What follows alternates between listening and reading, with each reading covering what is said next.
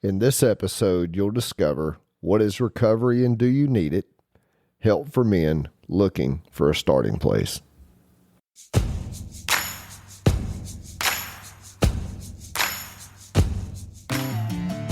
Welcome to Sacred Grit, a podcast equipping men to conquer addiction and overcome inner struggles through physical, mental, and spiritual disciplines so you can become a man of honor and integrity. I'm Jason.Lyle. Now let's get to work. Today you'll learn recovery isn't about fixing who you are, it's about remembering who you are. What you believe determines what you do. Honesty and curiosity are the foundation of real recovery. This episode is brought to you by Oak Haven Diagnostics. What's up, my dude? Welcome back to the Sacred Grit Podcast. Glad to have you with me today. I want to talk about what is recovery and do you need it? Maybe you're just trying to figure it out, man. You might be sitting around thinking, I don't even know if I am addicted. Am I addicted? Maybe I'm addicted. Should I go to a meeting? What if somebody finds out I'm going to meetings? Can I hide that from my wife? Should I hide it from my wife? Whatever all those things look like. So I want to kind of address that today for you and talk about my initial experience with meetings. So when I was a pastor, I remember somebody telling me one time, they were like, if you ever really want to know what church should look like, go to an AA meeting. And I remember thinking, I could see that, that's possible. I could see how, an AA meeting might be kind of raw and, open and you could just be who you are. But I really didn't understand the extent of that until I walked into my first Sexaholics Anonymous meeting in Atlanta, Georgia. Now, you have to remember, I was not dealing with drugs or alcohol. I was dealing with sex addiction. So that just means, I destroyed my life with multiple affairs and all these different things I had done. Now, I go into this meeting. It's an old church in Atlanta. I go walking in and, people kind of filing in. And we go around the room and this person says, hi, my name is such and such and I'm a sexaholic. Next person says, hi, I'm such and such and I'm a sexaholic. And each person would go, hi, and answer them. So it come my turn and I just remember saying, hi, my name is Jason. I don't know what the fuck I am. And people just smiled and said, hi, Jason, and went right on to the next person, right? Now, that to me felt pretty amazing just to be able to open my mouth and just say what I felt, right? Just let the words that were in my heart fall out of my mouth.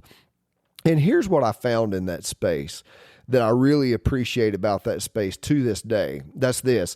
It's all about honesty in a meeting. And the reason why is you can't bullshit anybody in there. And they wouldn't tolerate it even if you could, because it's just a very honest, open space. You're not allowed to crosstalk. So that means I'm not telling somebody, well, here's what you need to do. And when I share, I only speak in I or me. I don't ever say you or them. I'm always talking about me. There's no therapist there. There's a I wouldn't call it a leader. I would just say I think they call it a trusted servant there that's running the meeting, but that's it. And it's just this raw, open and honest space, and it was on that first day that I learned two things that have stuck with me ever since. That number one, I was not alone. Being in that room and, hearing other people's stories and their decisions was like, man, I'm just not alone.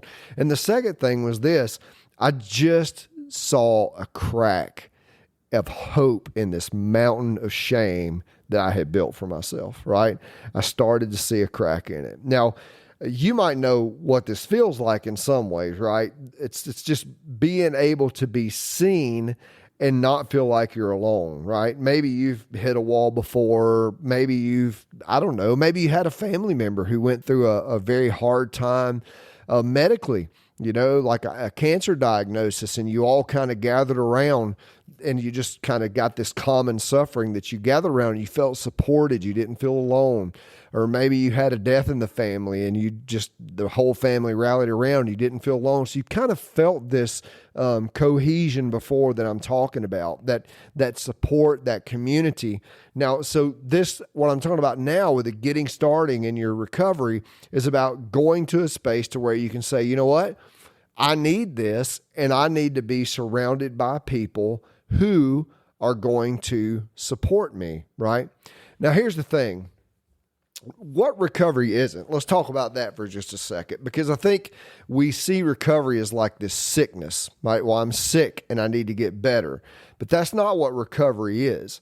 Recovery is about gaining back the person that you really are. I mean, the word recovery literally means to get back something that was lost. And what you're getting back is you. So here's what I think about, right? Because I grew up in a Baptist church, and inside a Baptist church, we were taught, you're born a sinner. You're born a sinner. And they point back to the story of Adam and Eve, right? And say, well, everything was perfect in the garden, and then the serpent comes along, and the serpent tempts them, and they eat the fruit, and they become sinners. But what I would like to point you to in that story is that before all that happened, in Genesis, the book of Genesis, chapter 1, verse 31, something like that, I can't remember, God says they are good. They are very good. So that tells me logically, even in that Genesis narrative, even in the Christian understanding, the Judeo-Christian understanding of spirituality, it all started with goodness. It all started with goodness, and then comes the bad decisions. But the bad decisions, my friend, does not change the fact of your goodness. So I would like for you to think about that for a minute, right? Because if we're not careful, religion will tell us that heaven is somewhere that we will go. But I think Jesus taught us that heaven is somewhere that we live.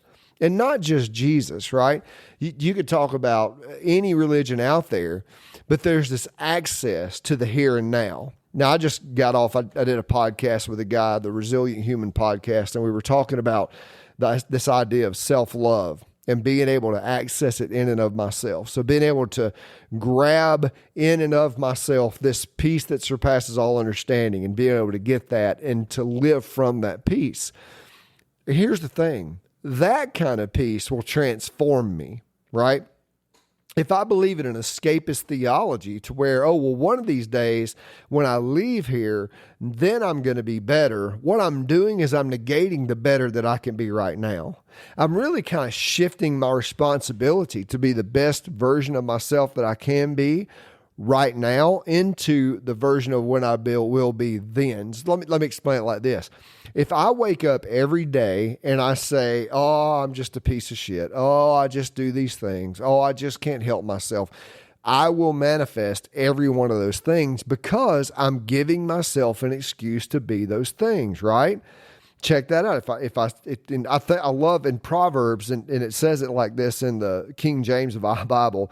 It says, as a man thinketh, so he is. Because if you believe that you are something, that is the way that you will act. If you believe that that's what you are, you just give yourself an excuse to be that. So what are you saying to yourself every morning? Because if your self-talk is toxic, it's time to get a little curious around that, right? So if you started this conversation with yourself, if you said, I am, how you finish that sentence determines what you will be. Because if you say, I am selfish, you give yourself the right to be selfish. If you say, I am manipulative, you give yourself the opportunity to be manipulative. So ask yourself, where did I learn to talk to myself this way if those are the things that you're saying, right? What taught me? Because recovery starts with being honest, curious, and loving yourself enough to leave where you are. And it's in that order, right? It's in that order that you're able to go, where am I? And that would be, what am I saying to myself, right? Well, I'm this, I'm that. How did I get here? What has brought me to this place? And can I love myself to stop saying those things and give myself permission to be something different? Now let's break those down for just a minute. Think about it. Where are you? This is what will tell you whether or not you need recovery. Do you have a behavior that you just cannot leave behind on your own? You've tried over and over and over and over, and you just cannot do it, right? Be honest. And that's what meetings will give you. Walking into a meeting will give you that. Making a phone call to me will give you that. Be honest. Be honest about where you are. Be curious. How did I get here? So why do I drink too much? Why do I binge eat? Why do I watch too much pornography? Ask yourself those questions, because the key on how to get out is to learn how you got in, right? and then self-love. And that's what we would work on together. If you book a call with me, we'll work on how do you create ways to love yourself enough to be honest, to be curious, and to get out. Because here's the thing, man, you're not in this alone. There are men all over that are trying to do this same work. They might be stumbling through it. They might be fumbling through it, but they are trying to do it. And here's the thing. If more of us would do that, our world would look so different. I mean, we would have men that are able to hold space, to be responsible, to take care of their wives, to take care of their children, to do their job, to take care of their body, to take care of their mind, to take care of their soul. And when they started to do that, to be able to have the capacity to love themselves, to love others. And in the meantime, man, you're just loving God naturally. You don't even have to try at it. I know that so many people ask me about a relationship to God. And here's what I would say about a relationship to God. And I'm going to hit this in a few more episodes as we start talking about spirituality and God in the midst of recovery. But what if the way that you have a relationship to God and the way that you love God is by having a relationship to yourself and loving yourself? Because Jesus said that's where God is in you. Just think about that with me. All right. So here's what you learned today. Recovery isn't about fixing who you are. It's about remembering who you are. What you believe determines what you do. And honesty, curiosity are the foundation of real recovery. All right, my dude. Listen, man, I appreciate you listening. I sure hope that you share this with other guys. If you go down in the show notes, you can click on my Calendly link and book a consultation call so I can help you get started on this journey. I can give you tools that will help you regulate your mind, body, and soul and help you get recovered from whatever it is you're struggling with. All right. Our final sponsor today is Adventures in Recovery. Now, here's the thing. Air Georgia, I've talked about this ad nauseum, so you've heard me talk about this quite a bit. Adventures in Recovery is a community of men. We hike together, we bike together, we rock climb together, we do practices together, we meet every month. But the biggest thing we do together is we heal together. Starting next year, we're going to have 2 Zoom calls a month. That'll start in January, so you can become a part of that. No matter where you are in the world, you might want to just join the community that way. All that information is available at recoveryadventures.org. We are revamping that website, so give us a little time and be patient with us, and you'll be able to find all that you're looking for there. All right, my dude, have a great week, and I will see you on Gritty Wednesday.